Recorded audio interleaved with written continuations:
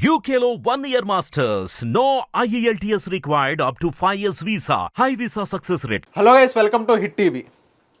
So ఆయన వయసు 70 years. 70 ఇయర్స్లో కూడా ఆయన అంతలా కష్టపడడం అది మామూలు విషయం కాదు. సో 70+ ఏజ్, రాత్రిపూట 4 పడుకున్నారు.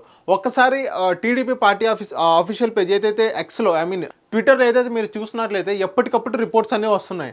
1:30కి ఆయన సింగ్నగర్లో ఉన్నారు. సింగ్నగర్కి వచ్చిన తర్వాత మళ్ళీ 2:30కి మళ్ళీ ఇబ్రహీంపట్నం, జూపిడి, ఇంకా మూలపాడు పరిసర ప్రాంతాల్లో చంద్రబాబు నాయుడు గారు తిరుగుతున్నారు.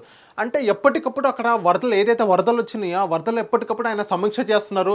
అండ్ కలెక్టర్స్ అలర్ట్ మెసేజెస్ ఇస్తున్నారు. అండ్ గవర్నమెంట్ అఫీషియల్స్ కూడా చాలా ఒక మంచి అలర్ట్ ఇవ్వండి. ఇంకోటి ఏంటంటే ఏదైతే పడవలు ఉన్నాయో, ఏదైతే లోతట్టు ప్రాంతాలు ఏదైతే ఉన్నాయో, ఏదైతే వరద వచ్చింది, ఏదైతే లోతట్టు ప్రాంతాలు ఏదైతే జలమయం అయ్యాయో, సో వాళ్ళందరూ లోపల ఉన్న ప్రజలకు బయటికి తీసుకురావడం, కాకపోతే వాళ్ళందరికీ ఫుడ్స్ ఇవ్వడం. ఈవెన్ నిన్న చంద్రబాబు నాయుడు గారు కూడా జగన్మోహన్ రెడ్డి గారు నిన్న వచ్చిన తర్వాత చంద్రబాబు నాయుడు గారు నైట్ 10:30కో 11కో సడన్గా ప్రెస్ మీట్ పెట్టి అక్కడ ఏదైతే లాస్ట్లో ఉన్న ఏదైతే వ్యక్తులు ఉన్నారో వాళ్ళకి మేము ఫుడ్ సప్లై చేయలేకపోతున్నాం.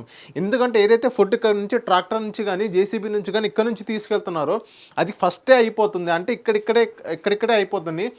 లాస్ట్ దాకా వెళ్ళలేకపోతున్నాయి ఫ్లడ్స్ ఫుడ్ అనేది. మేము అక్కడ కొంచెం ఏదో అక్కడ దెబ్బతిన్నాము, అక్కడ అదొక్కటే మేము దెబ్బతిన్నాం అన్నట్టుగా చంద్రబాబు నాయుడు గారు అంటున్నారు.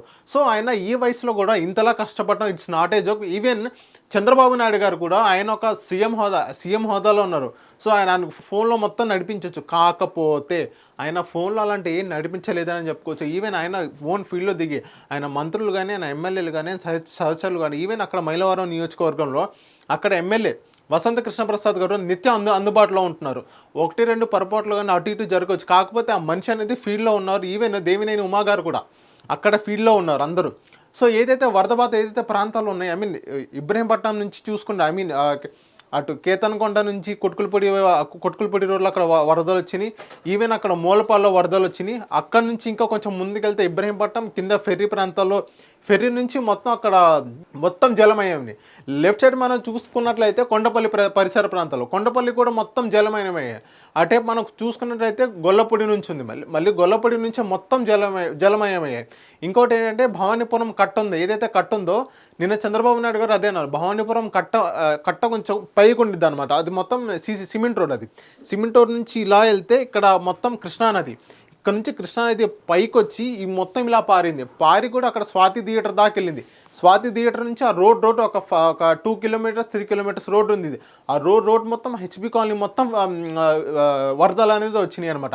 హెచ్పి కాలనీ అది కూడా దాదాపు ఇక్కడ దాకా వచ్చినాయి వాటర్. సో అలా ఫ్లో అనేది అలా వచ్చింది. సో జరిగిన నష్టం జరిగింది. ఏదైతే వీళ్ళందరూ ఏదైతే ఉన్నారో టీడీపీ నాయకులు కానీ, టీడీపీ గవర్నమెంట్ కానీ గట్టిగా కష్టపడుతుందని చెప్పొచ్చు.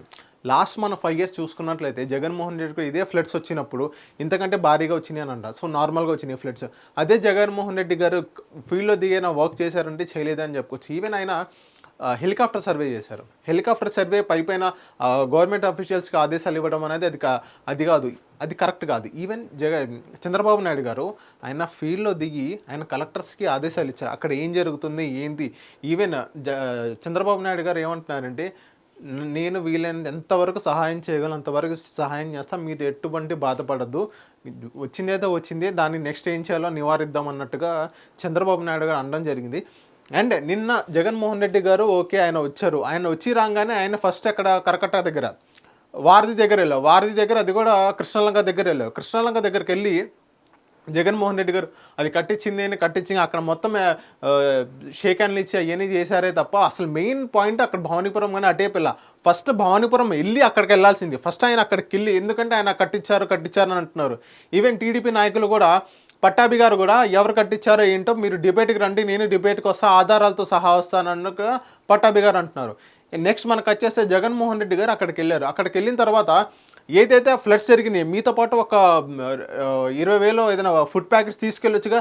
అండ్ ఈవెన్ బ్లూ షర్ట్లు వేసుకొని మీరందరూ, మీ నాయకులు కానీ, మీ పార్టీ టీం కానీ మొత్తం బోట్స్ పెట్టుకో ఒక 10 లక్షలు కానీ 20 లక్షలు ఖర్చు పెట్టి లోపల ఉన్న వ్యక్తులు బయటికి తీసుకురావచ్చుగా. మీరు ఎందుకు సహాయం చేయలేదు? ఈవెన్ గవర్నమెంట్ కూడా ఎంతవరకు సహాయం చేయగలిగితే అంతవరకు సహాయం చేసిద్దే తప్ప మిగతా ఇంకా ఎక్స్టర్నల్ ఫోర్స్ అని వాళ్ళు కూడా కష్టపడుతున్నారు.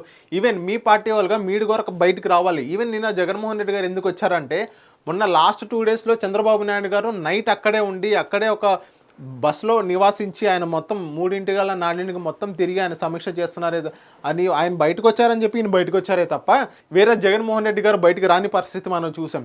నిన్న ఏదైతే జగన్మోహన్ రెడ్డి గారు అంటున్నారు బొడిమేర వాగుకి చంద్రబాబు నాయుడు గారు ఉన్న నివాసం ఏదైతే ఉందో కరకట్ట దానికి దీనికి లింక్ పెడుతున్నారు. బొడిమేర వాగు మొత్తం వచ్చినా కానీ చంద్రబాబు నాయుడు గారి ఇంటికి టచ్ చేయదు, అది కరకట్ట దగ్గర ఉన్నది, అది టచ్ చేయదు. అక్కడ ఏదో మిస్లీడ్ అయింది కాబట్టి ఈవెన్ జగన్మోహన్ రెడ్డి గారు మ్యాన్ మేడ్ ఫ్లడ్స్ అంటున్నారు, ఈవెన్ చంద్రబాబు నాయుడు దాన్ని తిప్పికొట్టారు. ఇలాంటి నిన్న చూసుకుంటే కొంచెం కామెడీ కూడా అనిపించింది. జగన్మోహన్ రెడ్డి గారు వచ్చిన సిచ్యువేషన్ ఏంటి, అక్కడ జరుగుతుంది ఏంటి, ఈవెన్ ఆయనతో పాటు ఒక రేషన్ కానీ అలాంటి ఏం తీసుకురాని పరిస్థితి. వచ్చారు, సెల్ఫీలు దిగారు, మొత్తం మాట్లాడారు, చెప్పుకున్నారే తప్ప ఆయన పార్టీ తరపు నుంచి కానీ ఒక్కలంటే ఒక వ్యక్తి సహాయం చేయని పరిస్థితి. ఈవెన్ వాళ్ళు ఏమంటున్నారంటే మా ఎమ్మెల్యేలు అందరూ ఫీల్డ్లో ఉన్నారని. సో అక్కడ ఎవరు లేరు ఫీల్డ్లో, అక్కడ మా టీం వెళ్ళి చూశారు, అక్కడ ఎవరు ఫీల్డ్లో లేరు. ఈవెన్ అక్కడ పబ్లిక్ చాలా ఇబ్బంది పడుతున్నారని చెప్పుకోవచ్చు.